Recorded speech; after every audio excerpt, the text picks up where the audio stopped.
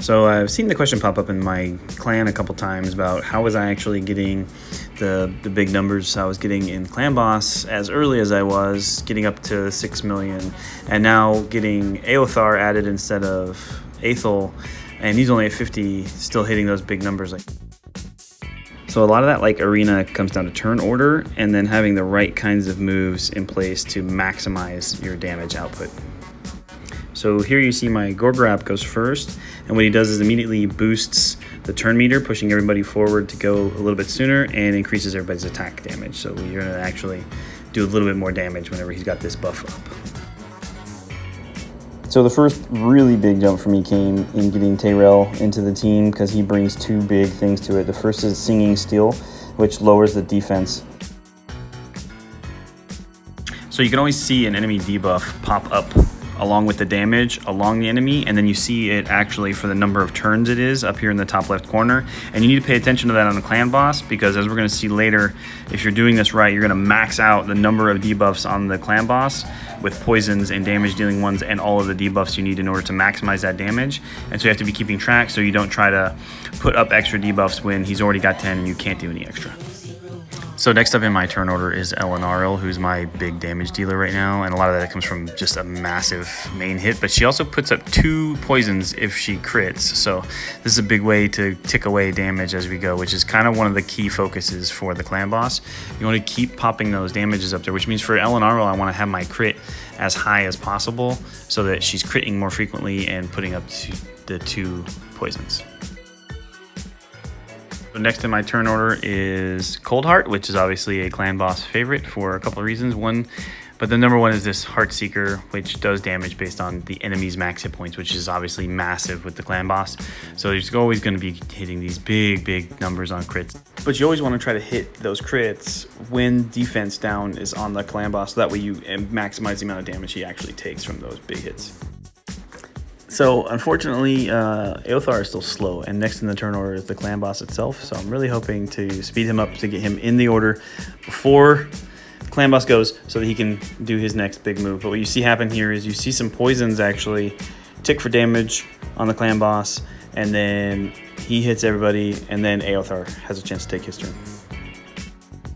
So the newest addition to my clan boss team is this little clan boss monster here, Eothar, who pops up 4 poisons on this Holy Flame move that he does here, and oh my goodness. So by putting 4 up there, it just is an insane amount of damage that he can do as soon as he can get it there. I've got to keep getting books for him so I can get this put to a better cooldown, but putting poisons up is the number one way to do damage against clan boss. So the more of those you can get up, the better. So he is now my next 6-star, and I'm working on getting him finalized. So now we start our rotation again with Gorgoroth, but I don't want to do a heal right now because everyone still has a shield from the shield set that he has, so he just does a basic attack. So now we make our way to the second big thing that Tyrell brings to it, which is his A1 basic attack that provides an attack down, which is for sustainability. And that's one of the key things for the clan boss, is to try to stay alive as long as possible, to keep cranking out those poisons. Let the poisons keep cycling, let them keep doing big numbers of damage, but you have to stay alive. And a good way to do that is to reduce the damage that the clan boss can do to you. And it does it by 50%, so that's huge. It also doesn't hurt that he crits twice right here. And we come back to the bread and butter. The number 1 damage dealer on my team, Elenaril, the one legendary that I've gotten from a shard. I've gotten Raisin Scarhide recently from Fusion. But this A1 is going to put the last debuff we're really going to be concerned with on a regular basis on here, which is hit point burn. And it's a kind of a key one, plus this thing just hits like a truck. So she keeps this up, it's on her A1, it's just constantly there, but you can only have 1 HP burn up at a time, and it's basically always just going to replace itself. So it pretty much just stays up from this point forward 100% of the time.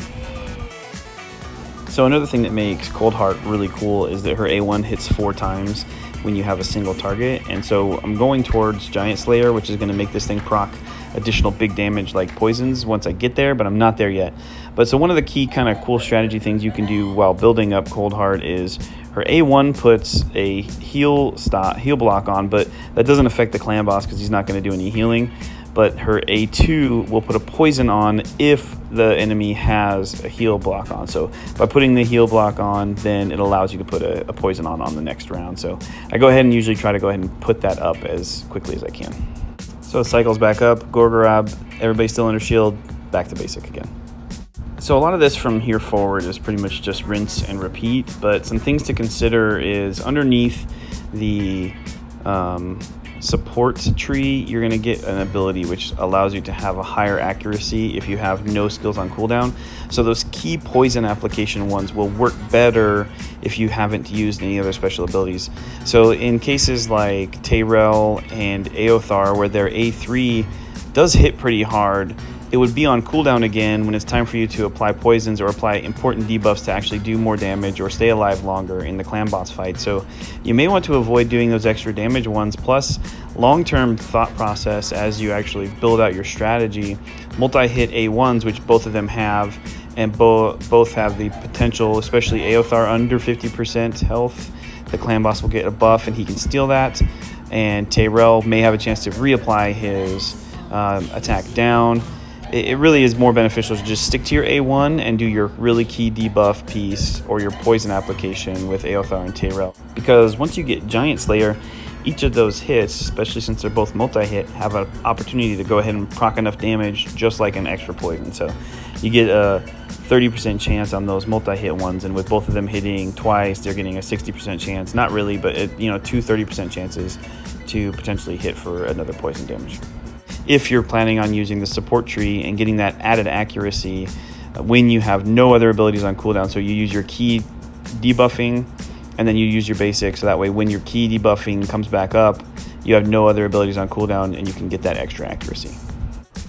So one of the fun things you may or may not have noticed is the really clutch healing that's coming from Gorgorab there. His third ability has the ability to res the whole team, but also is just a pretty solid heal as you're going along. So you can make the decision as you notice that the characters are underneath 50% and need to heal, so that way they can stay alive. That he can heal them pretty well. In worst case scenario, if they do drop, they come back to life at 25% and then heal for 50%. So it's a pretty solid ability. And then I have the lifesteal set up under attack on Cold Heart, and you see her like almost dead, hit for a big hit, and then pull back almost half of her health. So you're always kind of watching for them to be able to bring somebody back to life and be able to use that big poison ability like on Eothar and get all 4 poisons back up and then drop dead again. So here I lose Elenaro, the big damage dealer, and then just a few seconds later, yeah, that pretty much signifies like game over for me. So yeah, Tyrell, high defense, can maybe survive 1 or 2 more hits, and so here I try to put one big heavy duty crack on him since he can do his hit and not have it really matter because he's not going to put up his debuffs again. So that's it. 4.98, not bad. This again is run without Eothar really geared up. Total across 2 keys, 9.6 mil on hard, so not bad. And since this run, I've got Eothar to 6 stars and got him geared up a lot better, and even Cold Heart's gear, which I put her in retaliation gear to try to really proc those A1s on my way towards getting Giant Slayer with her. And I've leveled those up a lot too, so even her gear is a lot better than is what being shown here. But if you'd like to stick around and see all of the gear for all of the characters, I'm going to show you everything that everybody's got, their gear, their masteries, and then all of their abilities, so that way you can have like a reference to it if you weren't checking it. But this is kind of the way that I use them throughout this fight. So if you want to stick around, you're welcome to check out everything everybody's got, and if not and you want to take off, make sure you like and subscribe before you take off. Appreciate it. Thanks for coming up here, guys. Bye.